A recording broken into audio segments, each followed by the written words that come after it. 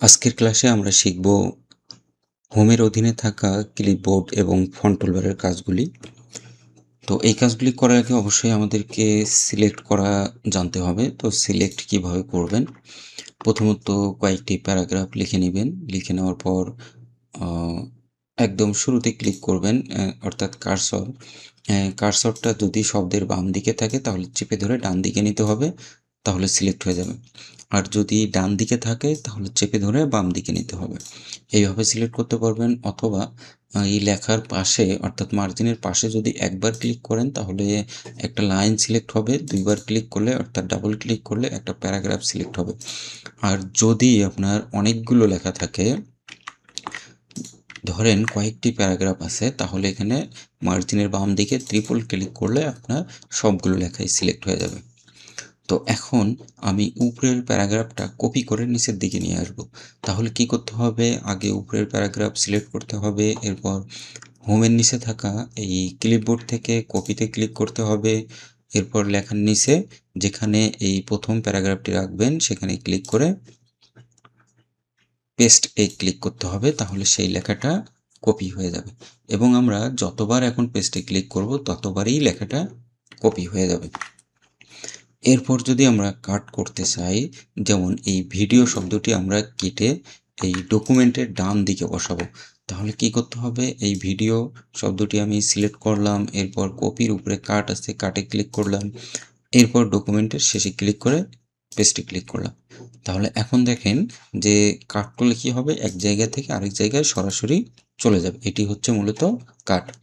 এখন যদি আমরা আনডু করি, যে আগের অবস্থায় নিয়ে আসি, তাহলে কিবোর্ড থেকে কন্ট্রোল জেড চাপ দিব, অথবা কুইক অ্যাক্সেস থেকে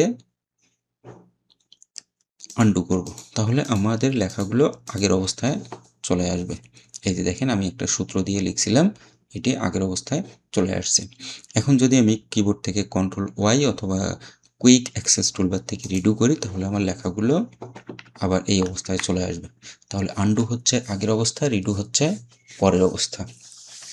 এখন যদি কখনো লেখাগুলো টাইপ করতে করতে কোনো একটা বাটন চাপ পড়ে সিলেক্ট হয়ে গেল, ডিলিট হয়ে গেল, তাহলে সঙ্গে সঙ্গে কিবোর্ড থেকে কন্ট্রোল জেড চাপ দিবেন, অথবা কুইক অ্যাক্সেস টুলবার থেকে আনডু করবেন, তাহলে লেখাগুলো সঙ্গে সঙ্গে চলে আসবে। এরপর আমাদের এই লেখাগুলো ডিফল্ট অবস্থায় আছে ক্যালিবরি বডি। তো এটাকে আমরা অফিসিয়াল ফন্ট সাইজ দিব। আমরা সবগুলো সিলেক্ট করে নেব। সবগুলো সিলেক্ট করার কিবোর্ড কমান্ড হচ্ছে কন্ট্রোল এ। এরপর আমরা এই ফন্ট বক্স থেকে এখানে টাইমস নিউ রোমান সিলেক্ট করে দিব, এরপর এন্টার প্রেস করব, তাহলে লেখাগুলো আমাদের টাইমস নিউ রোমান হয়ে যাবে। এখান থেকে এই ফন্ট বক্স থেকে আমরা চাইলে বিভিন্ন স্টাইলের ফন্ট নিতে পারবো। প্রথম প্যারাগ্রাফটি সিলেক্ট করলাম, এরপর ফন্ট অপশন থেকে যেমন এরিয়াল রাউন্ডেড এমটি বোল্ড, তাহলে দেখবেন যে উপরের প্যারাগ্রাফ অর্থাৎ ফার্স্ট প্যারাগ্রাফ এবং সেকেন্ড প্যারাগ্রাফের মধ্যে পার্থক্য আছে।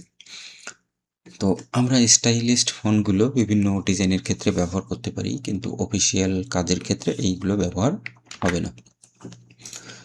তো আমরা সবসময় স্ট্যান্ডার্ড ফন্ট সাইজ রাখবো 13 থেকে 14 এর মধ্যেই আমরা রাখবো, কিন্তু অনেক সময় যখন প্রয়োজন হবে আমরা এই অপশন থেকে সর্বোচ্চ 72 পাবো। আমরা যদি লিখে দেই তাহলে আমরা 500 পর্যন্ত আমরা লিখতে পারবো।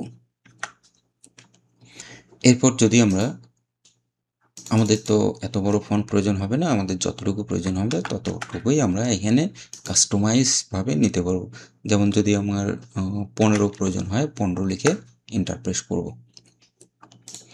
এরপর ডান দিকে আছে ইনক্রিজ ফন্ট, ডিক্রিজ ফন্ট, অর্থাৎ আমরা এই ফন্ট সাইজ থেকে যেমন বড় ছোট করতে পারি, একইভাবে আমরা ইনক্রিজ করলে বড় হবে, ডিক্রিজ করলে ছোট হবে। এরপর পাশের দিকে দেখেন চেঞ্জ ক্যাশ নামে একটা অপশন আছে, যে লেখাগুলো এখন ক্যাপিটাল লেটার নাই কিন্তু স্মল লেটারে আছে।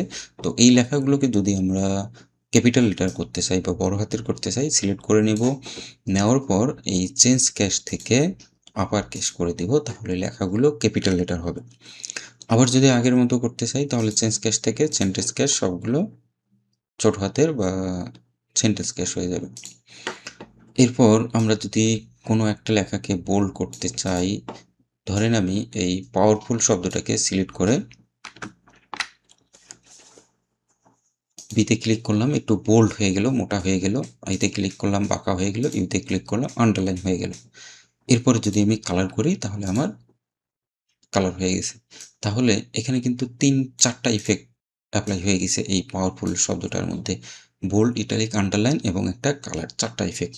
তো এই ইফেক্টগুলো যদি আমি অন্য কোনো শব্দের মধ্যে বসাই, যেমন ডকুমেন্ট, তাহলে আমাকে বারবার ক্লিক করতে হবে। তো আমি এই কাজটা করব না, আমি ফরম্যাট পেইন্টারের মাধ্যমে অন্যগুলোকে একই ইফেক্ট দেবো। তাহলে এটাকে সিলেক্ট করে নিব, নেওয়ার পর ফরম্যাট পেইন্টারে ডাবল ক্লিক করব। এরপর যে কোনো শব্দে আমি যদি সিলেক্ট করে নিই তাহলে এটা অটোমেটিক ওই ইফেক্টটা বসে যাবে। এটা হচ্ছে ফরম্যাট পেইন্টারের জাদু।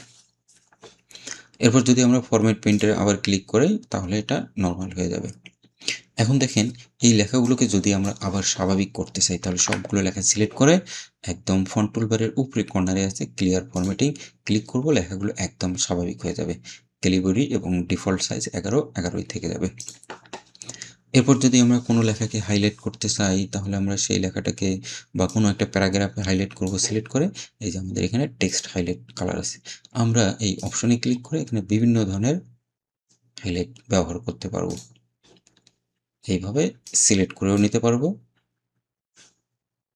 অথবা আগে লেখা সিলেক্ট করে তারপর আমরা টেক্সট হাইলাইট থেকে আমরা এখান থেকে হাইলাইট করতে পারবো।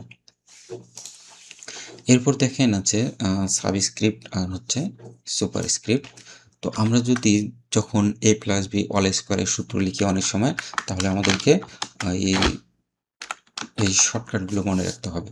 তো এখন আমি ধরেন স্কোয়ার এটা দিব, সিলেক্ট করে কন্ট্রোল শিফট ইকুয়াল দিব, অথবা এরপর সুপারস্ক্রিপ্টে ক্লিক করব, তাহলে স্কোয়ার হয়ে যাবে। আর যদি সাবস্ক্রিপ্টে ক্লিক করি তাহলে এটা নিচে আসবে, ক্লিক করলে আবার স্বাভাবিক হয়ে যাবে। তাহলে কন্ট্রোল শিফট চেপে যদি ইকুয়াল চাপ দিই তাহলে সুপারস্ক্রিপ্ট হবে, এবং কন্ট্রোল শিফট মাইনাস সাবস্ক্রিপ্ট হবে। এইভাবে আমরা এই কাজগুলো করতে পারবো। তো এই ছিল আজকের ক্লাস। সবাই ভালো থাকবেন, সুস্থ থাকবেন।